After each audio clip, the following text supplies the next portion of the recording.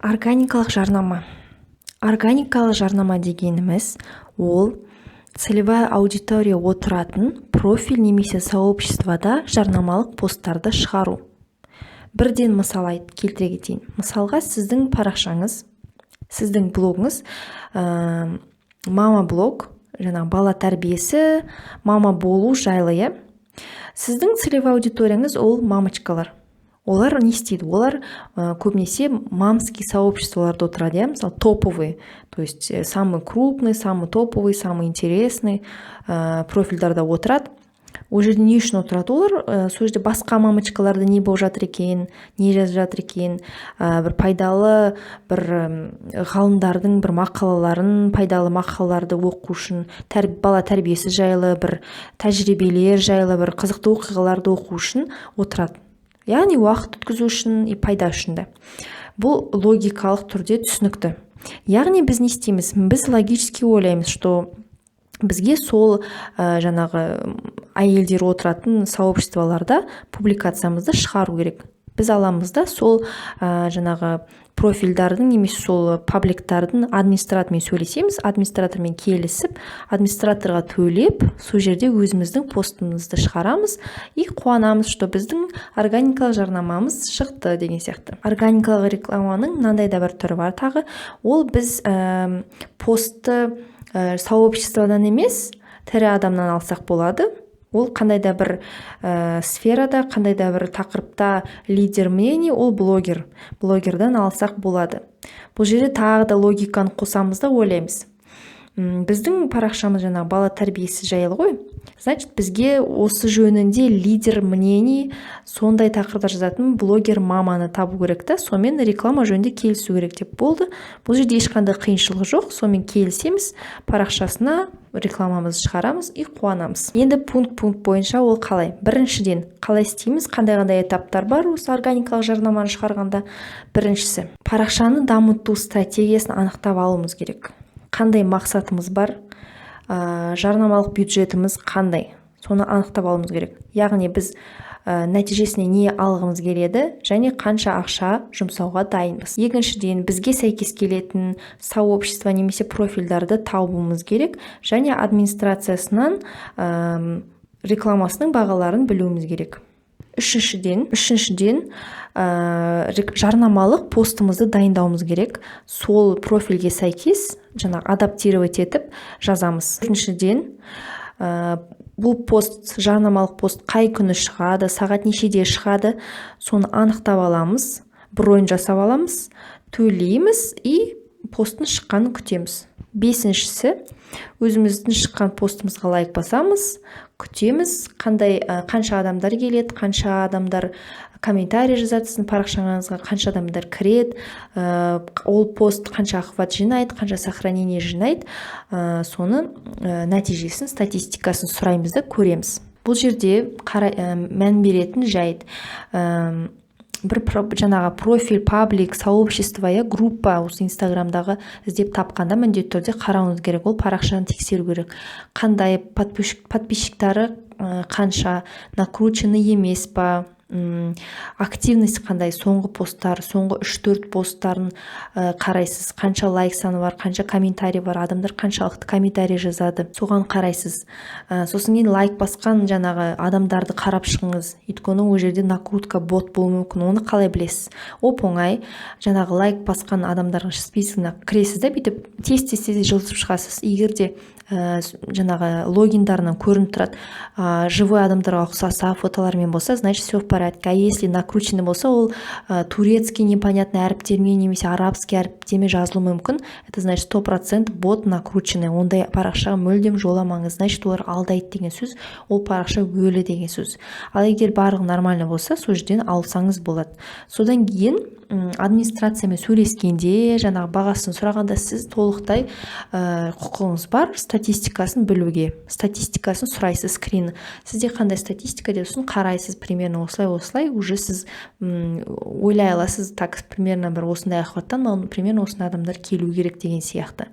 Әрине, одан кейін сіз өзгерте аласыз барлығын. Бұл жағы түсінікті. таргетированный жарнама ол қандай да бір арнайы қолданушылар тобына ғана көрсететін жарнама. Яғни қандай да бір целевой аудиторияға ғана көрсетіледі. Инстаграмда ол бізде лентада шығатын жарнама және сториста шығатын жарнама. Стористағы жарнама осы кейін ғана пайда болған.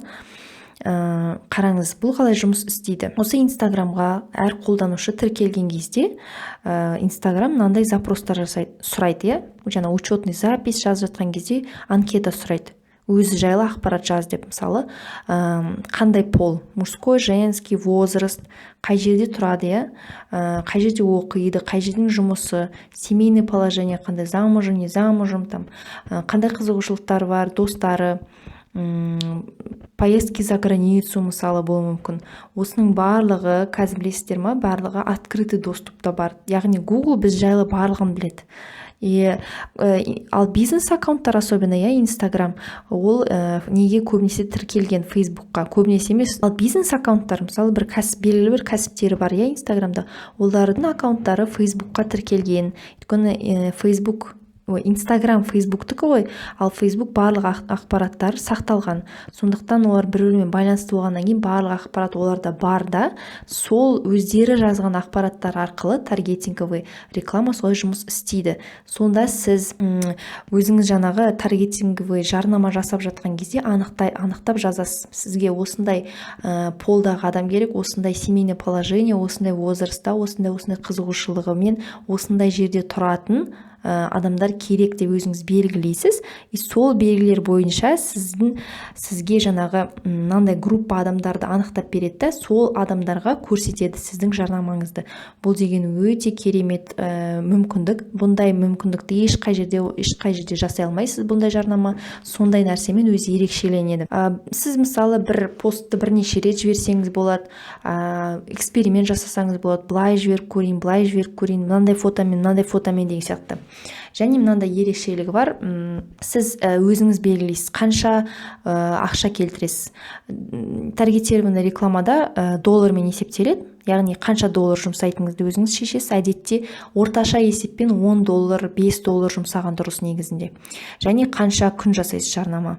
3 күн болады, 2 күн болады, 5 күн болады, тіпті 1 апта болады. Сосын соны белгілегеннен кейін өзі көрсетеді. Міне біз 30 мың адамға көрсете аламыз, 20 мың адамға немесе 5 мың адамға деген сияқты. Одан кейін қарайсыз, сіздің жарнамаңызды 5 мың адам көрді, ішінен бір 500 адамы сіздің парақшаңызға кірді да, осынша адамы тіркелді деген сияқты. Бұл жердегі мынандай важный бір фишка бар. Таргетинг жарнама жібергенде, әдетте мысалы оны бизнес аккаунттар, кәсіпкерлер қолданады ғой, өздері магазиндерін, тауарларын сату үшін. Ал сіз блогерсіз. Олардың жарнамалары кішкене органикалық түрде, әдеттегі жарнама сияқты жүреді ғой енді. Ал сіз блогер болғанда сіздің жарнамаңыз оларға қарағанда жақсырақ жүреді. Себебі адамдар социальный сетте жаңағы көңіл көтеру үшін, уақыт өткізу үшін, рахаттану үшін, күлу үшін отырады ғой, олар андай жарнаманы былай әсер етпей кішкене өткізіп жіберуі мүмкін, егер ол бір қызықты болмаса, көзіне түсетіндей болмаса. Ал блогерлар более полезный контент, более көңіл көтеретін жаңа контент болғандықтан адамдар блогерлардың жарнамасына более жақсы қарайды. Сондықтан сіз парақшаңызға жарнамаңыз кішкене завуалированный болған дұрыс. Онда не істейсіз? Таргетинг жарнама жібергенде сіз өзіңіздің ең қызықты деген, ең күлкілі деген, бір позитивті, жақсы жазылған, бүкіл структурасы сақталған, копирайтинг стилі барлығы сақталған, сапалы, заголовок адамды қызықтыратындай сұрағымен, барлығымен сондай постыңызды алып, просто таргетингқа жібересіз. Маған жазылыңыз, мені оқыңыз, жазылыңыз деп еш нәрсе жазбайсыз, просто солай жібересіз. Ол әрине фотосы бәрі әдемі болу керек, адамды қызықтырып тұру керек, бұл қандай адам деген сияқты. Ол таргетинг жарнамасы, сіз жібердіңіз сол постыңызды, и арнайы жаңағы настройка жасадыңыз, мысалға мамочкаларға, немесе медицинаға қызығатын адамдарға, немесе фитнесқа, арықтауға қызығатын адамдар, қызығушылығын бәрін анықтап жазып қойдыңыз ғой, жібердіңіз, болды. И мысалы сіздің целевой аудиторияңыз лентасын листать етіп жатыр, инстаграм жатыр, әшейін парақшасын қарап, и солай вдруг сіздің постыңыз шықты. И олар сізге жазылмаған незнакомый адам посты шықты, сіздің фотоңызға бүйтіп бір қарайды, заголовогын бір оқиды, вау, что-то интересно дейді да, о, не екен деп сіздің постыңызды оқиды. И бұл жерде уже эффект жарнама емес, уже эффект, басқа эффект кетеді да, как будто бы ол сізге подписан сияқты, басқа да публикациялар шығып жатыр, сол сияқты лентада шыққан публикация ретінде көреді. О, мені күшті пост екен деп кәдімгі адам оқып, әңгіме үңіліп сөйтіп нетеді да, ол жарнама ретінде көрмейді, сондықтан сізге более лояльный болады, қызығушылықпен қарайды, о, бұл кім екен деген сияқты. Сіз просто как будто оның лентасына шыққан публикациялар сияқты боласыз, сөйтіп сізді оқып шығады, міндетті түрде парақшаңызға кіреді, лайк басады, и все, сіз жарнамаңыз жақсы жұмыс істеп тұр деген сөз. Бұл жарнаманы жасаған өте оңай, ешқандай қиыншылығы жоқ, басқа жарнама түрлеріне қарағанда өте бағасы да тиімді, қазіргі таңда ең тиімді бағада болып тұр. Алдағы уақытта қымбаттауы мүмкін, себебі конкуренцияға да байланысты. Бізде Қазақстанда ол жағынан конкуренция үлкен емес, бағасы өте тиімді. Сондықтан обязательно қолданыңыз. Тем более енді бастап жатқан кезде осыны қолдансаңыз өте керемет болады. Өзіңіздің ең күшті деген, ең күлкілі, ең қызықты посттарыңыз солай шығарып отырыңызшы, эксперимент жасап солай нетіп, и все, адамдар сізге просто целевой аудиторияңызды күшті жинап аласыз. И статистикасын бәрін көре аласыз, бұл деген өте керемет. Және подробный инструкциясы, қалай таргетинг жарнамасын настраивать ету керек, қалай там технический моменттері барлығы келесі видео сабақта болады, барлық видео инструкциясы болады, уайымдамаңыздар, өте түсінікті барлығы. Блогерлардан жарнама алу. Блогерлар әлеуметтік желіде өте танымал адамдар. Қазіргі заманның танымал адамдары. Олардың жарнамалары өте эффективті және танымал болып келеді. Не себептен мұндай эффект болады? Біріншіден ол лояльность. Лояльность деген ол сенімі, доверие. Статистика бойынша 84% қолданушы адамдар өздерінің достары мен таныстарының рекомендацияларына сенеді екен. Чем басқа бір сырттан келген нәрселерге қарағанда, сырттан келген жарнамаларға қарағанда. Екіншіден, узнаваемость. Осы ірі брендтар жайлы, ірі компаниялар, товарлар, бір қызметтер, бір жаңа товарлар жайлы адамдар, подписчиктар осы блогерлар арқылы біледі, известный блогерлар арқылы біледі. Үшіншісі, имидж. Қандай да бір кәсіп иесінің бір танымал адамдармен жұмыс істеу, блогерлармен жұмыс істеуі олардың сол кәсіптің танымалдылығы мен маңыздылығын арттырады. Яғни блогерлармен серіктес болу өте тиімді. Жалпы блогерлармен қалай жұмыс жасау керек? Біріншіден, профиль зерттеу керек. Яғни сол блогердің целевой аудиториясын анықтау керек, подписчиктарын қарау керек, мінездеме жасау керек, қысқа жаңағы неше жаста примерно, жаңағы пол қандай, қай жерден, қызығушылықтары қандай, блогердің активностін, блогердің аудиториясының активностін анықтау керек. Яғни лайк саны мен подписчик саны сәйкес келеді ма, подписчик саны комментариймен сәйкес келеді ма, адамдар активно комментарий жазады ма, соның барлығын қарастыру керек. Комментарий бойын оқып жатып, комментарий арқылы ол блогерге отношениялар қандай, негатив аз ба, негатив көп па деген сияқты. Сосын кейін профильдің тематикасын анықтау керек. Мысалы, кулинария ма, маркетинг па, немесе бір күлкілі, позитивті блогер ма. Және блогердің өзінің жеке басының тұлғалық бір қызығушылықтарын анықтау керек. Нені жақсы көреді? Мысалы, итті жақсы көре ма, күйеуге шыққан ба, йогамен айналыса ма, тамақ пісіру біле ма, ана ма, или қандай ана, позитивті ана ма, прививка сала ма, салмай ма деген сияқты өзінің жеке қызығушылықтарын анықтау керек. Екіншісі, серіктестік жөнінде хабарламалар жіберу. Біріншіден, сәлемдесуден бастаймыз. Блогерлерге серіктестік туралы жазған кезде бірінші сәлеметсіз бе, здравствуйте деп бастап керек емес. Ең бірінші жазатын сөзіңіз сотрудничество немесе серіктестік деп жазылып тұру керек. Лучше всего сотрудничество деп жазу. сотрудничество деп үлкен әріппен жазып қойыңыз. Содан бастайсыз сообщениені. Себебі неге? Себебі блогерлардың дайректінде әдетте өте көп хаттар болады. Олар хаттарды кейде ашады, кейде ашпайды. Және өздерінің оқырмандарынан келген хаттарды былай көзбен қарай салып, назар аудармауы мүмкін да сіздің сообщениеңізді көрмей қалуы мүмкін. Ал сотрудничество, серіктестік деген сообщение бірден көзіне алып, уже түсінеді да, сотрудничество бойынша жазып тұр, басқа тақырып бойынша емес деп сіздің сообщениеңізді ашып оқиды. Сондықтан сол үшін жазу керек. Солай, міндетті түрде соны жазыңыз солай. Одан кейін өзіңіз жайлы айтасыз, қысқаша. Одан кейін өзіңіз жайлы айтқаннан кейін серіктестік жайлы ұсынысыңызды айтасыз, не қалайтыныңызды, қандай форматта, қандай жарнама қалайтыныңызды жазасыз, и аяқ жағында қосымша ақпаратыңыз жазасыз, және жауапты күтем. Болды. Блогерлерді қайдан табамыз? Инстаграмның өзінің поискынан табуға болады, арнайы биржалардан табуға болады, және рекомендация бар ғой. Бір блогерға жазылған кезде рекомендация деген шығады, стелкан басқан кезде. Сөйтіп басқа ұқсас блогерлер тауып алуға болады, өте оңай.